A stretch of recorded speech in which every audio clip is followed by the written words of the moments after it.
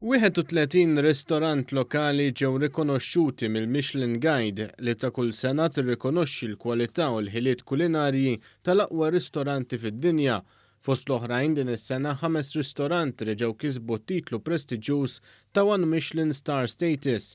Dawn huma Undergrain, Noni, Eye on the Harbour, Demon Dion u Bahja, kif ukoll ir-ristoranti taħt il-kategorija ta' Bib Gourmand, Grain Street, Terrone, Rubino u Komando. Tkellimna ma' Viktor Borch li huwa xef eżekuttiv ta' ristorant li għal sena oħra irċieva il-Michelin Star u spjega kif l-ispetturi tal-Michelin jinżammu anonimi u allura l-aktar ingredjent importanti biex ristorant jirċievi dan l-onur huwa il-konsistenza.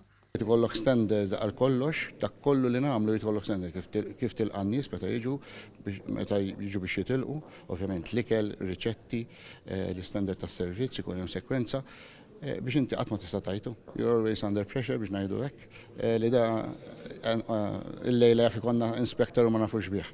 Waqt il-preżentazzjoni uffiċjali ta' dawn il-premijiet, iċ-Chairman tal-Awtorità Maltija għat-Turiżmu Gavin Gulija esprima s-sodisfazzjon tiegħu għal mod kif kull ma jmur il-preżenza ta' ristoranti lokali fil-Michelin Guide qiegħda tiżdied.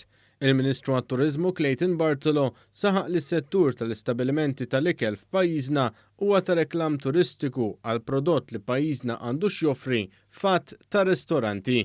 Wara li kellna żmien lejt li kien wieħed biżel u kompla juri li l-irkupru tas-settur turistiku miexi b'mod tajjeb ħafna, issa llum kien imiss illi naraw li r-ristoranti ta' pajjiżna jkomplu itejbu il-kwalità tas-servizz u l-prodotti li joffru, dan fil-waqt li jkomplu jiddiversifikaw ukoll fuq dak li jkunu qegħdin joffru lil dawk kollha li jżuruhom.